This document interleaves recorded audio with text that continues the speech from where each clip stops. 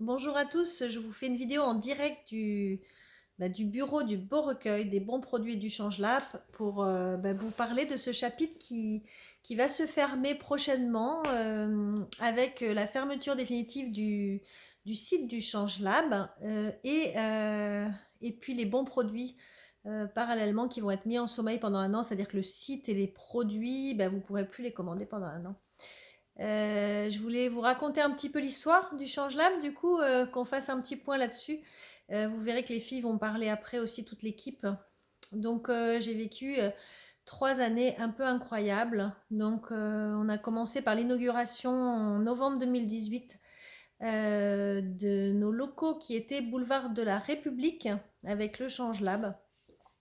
Comme certains le savent, avant ça, j'avais une société qui s'appelait le Café Découverte parce que lorsque j'étais partie en filière agricole et quand j'ai travaillé dans l'alimentaire, j'avais découvert l'histoire des produits que je consommais, qui étaient consommés, et j'avais envie de la raconter. Donc il y avait des ateliers, il était une fois les épices, il était une fois le poivre, il y avait des soirées découvertes, il y avait des produits.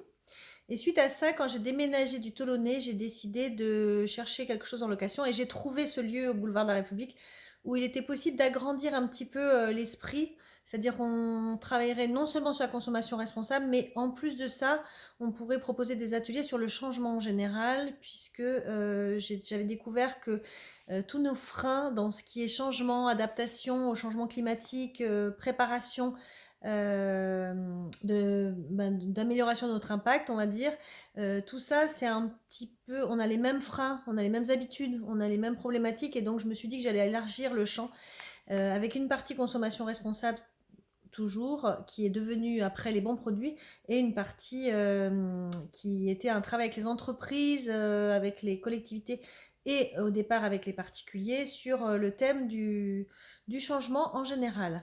Donc on a commencé boulevard de la République, qui était un grand local blanc magnifique dans lequel on pouvait... Le but c'était de faire des activités type salon du changement, on voulait faire aussi un salon du recrutement dans le changement. Et puis, nos projets ont été un petit peu bloqués parce qu'il y a eu des travaux, le local a été vendu et les gens avec qui étaient propriétaires du local, en fait, ont fait des travaux. Puis après, j'étais pas vraiment en phase avec eux d'un point de vue de l'esprit. Donc, j'ai préféré changer. Donc les premières choses qu'on a fait, boulevard Carnot, je ne sais pas si vous vous souvenez, mais on a fait des ateliers. On a fait des ateliers par exemple avec Pierre Mastalski qui a traversé l'Atlantique à la rame sur la confiance et le changement en général. On a fait des ateliers avec Ariane Rock sur se nourrir en confiance, qui était vraiment fabuleux. Et on a fait un atelier avec Caroline Zaleski également sur enfin tout ce qui était fashion, mais de manière plus écologique. Ensuite, on est donc là à ce moment-là, il y avait plusieurs personnes qui ont participé. Il y avait Claire, il y a Anouk qui était là également et Laura qui ont participé au projet. Et puis on a déménagé au 2 boulevard Carnot à Aix, où j'avais un contrat de 6 mois en fait pour le local. Où là, en fait, on est rentré dans tout ce qui était l'esprit de Change Now, c'est-à-dire qu'on avait la possibilité de participer au salon, le grand salon du changement international à Paris. Et là, alors là, on a vraiment travaillé sur la préparation du salon et notamment sur toute une gamme de produits pour faciliter le zéro déchet, etc. Et également, on a travaillé sur des ateliers. Donc les ateliers, c'était, alors sur le Change Now, j'ai fait un atelier avec Daniel Bloin et Pierre Mastalski. Il y a Sylvain Auger qui a participé à pas mal d'ateliers aussi dans les bureaux du Change Lab.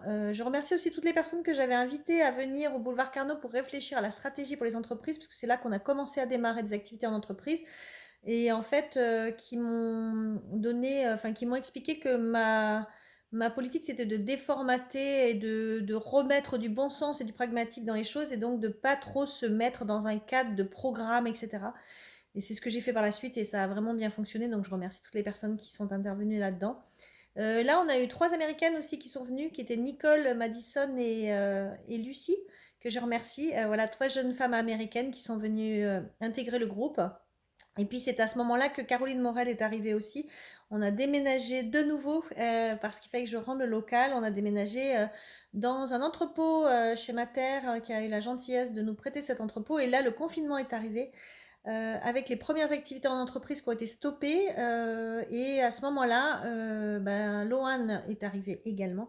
On a créé le projet Les Bons Paniers, qui était un super projet, voilà, pour mettre en lien des producteurs avec du personnel soignant, tout avec l'aide de gens qui offraient des paniers. Donc ça a été un magnifique moment. Et puis ça a été un magnifique moment avec les producteurs également, parce qu'on a continué à se soutenir. Les producteurs parfois me faisaient passer les produits avant des grands supermarchés, parce qu'ils voulaient absolument que ça soit, quand ils y vendaient à des supermarchés locaux, hein, dans leur pays, ils voulaient nous aider dans cette période-là. Ça a été un moment que j'ai trouvé magnifique au niveau de l'entraide. Et puis ensuite, ben, les activités, donc là, à ce moment-là, on commençait à discuter. Moi, j'avais discuté avec pas mal de mairies pour organiser des événements. Bon, alors des événements qui ont lieu, d'autres, beaucoup ont été annulés. Et puis j'ai continué un petit peu mes interventions d'entreprise, parce que la réflexion, c'était autour de rebondir et construire sa nouvelle histoire, puisque beaucoup de sociétés avaient eu des problèmes de sourcing. Donc pour trouver les produits, les matières premières, puisque les frontières étaient fermées. Donc ça demandait une réflexion sur qu'est-ce qui se passe si ce genre de situation arrive. Donc voilà, je suis intervenue dans plusieurs sociétés sur ce thème-là. Et suite à ça, en fait, ben, on a redéménagé. Là, j'ai en fait investi dans des locaux qui sont à Beaurecueil, dans un cadre magnifique. Et puis là, ben, on a décidé que pour plus de clarté pour les personnes qui ne comprenaient pas les différentes activités entre le conseil et les produits, on a créé les bons produits. Juste avant, j'ai oublié de dire quand même qu'avec Madison, on avait créé des débats sur le changement climatique ici et maintenant qui étaient passionnants. Donc à partir du moment où on est passé ben, à Beaurecueil, moi j'ai continué mes activités en entreprise, et parallèlement, Loane, Anne et Valérie ont continué les activités sur les produits. On a un nouveau site qui s'appelle, enfin un nouveau site, un site qui maintenant existe depuis un petit moment, qui s'appelle lesbonsproduits.net, celui qu'on met en sommeil pour l'instant.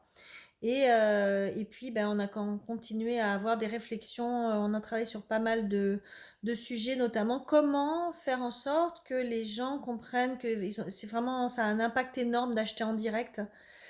Voilà. Et donc, du coup, tout ça a fait que ben, on a fait énormément de choses. Et je remercie toute l'équipe qui m'a suivie dans toutes les folies qu'on a faites, parce que quand je pense à tout ce qu'on a fait en 3 ans, quand je regarde les photos, je me dis que on peut être fier de nous, même si parfois ça donnait peut-être un sentiment de dispersion à l'extérieur. On n'était pas du tout dispersés, en fait, on était toujours sur le même thème, hein. On est sur le même thème du changement, de l'impact, de l'adaptation. La seule chose, c'est qu'on a fait énormément de choses. Voilà. Donc moi, j'ai décidé cet été que j'avais besoin d'aller me mettre de nouveau un petit peu dans la nature, parce que j'avais des activités terrain avant et que ça me manquait. Donc là, je repars. Et puis, bah, Loane, qui pouvait reprendre l'activité éventuellement, est enceinte et va s'occuper de son bébé. Donc voilà, l'histoire était de dire on arrête ça. Qu'est-ce qui va se passer après? Je n'en ai aucune idée. Et j'ai pas envie de m'enfermer dans une réflexion là-dessus. Donc j'espère en tout cas, on continuera les relations qu'on a avec vous. Je suis très très fière de ce qu'on a fait. Voilà, je crois qu'on peut toutes l'être. Et puis bah, j'espère qu'on vous reverra dans d'autres cadres.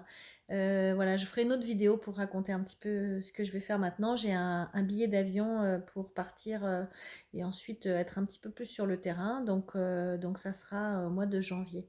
Voilà, je vous remercie tous pour votre gentillesse, pour tout ce qu'on a créé, parce que c'est vraiment un cercle vertueux qu'on a créé. Les produits, des fois, on était un peu découragé de voir quand les gens préféraient retourner au supermarché, mais ça fait partie voilà, de la réalité de nos compromis tous. Je remercie toutes les entreprises qui m'ont fait confiance, et je remercie toutes les personnes qui, dans mon équipe, ont participé à la construction de ce projet, même si elles font plus partie de l'équipe, même si elles ont arrêté leurs activités avec nous. Tout le monde a vraiment contribué et ça a été une belle expérience d'équipe. Voilà, je vous remercie tous et à très bientôt.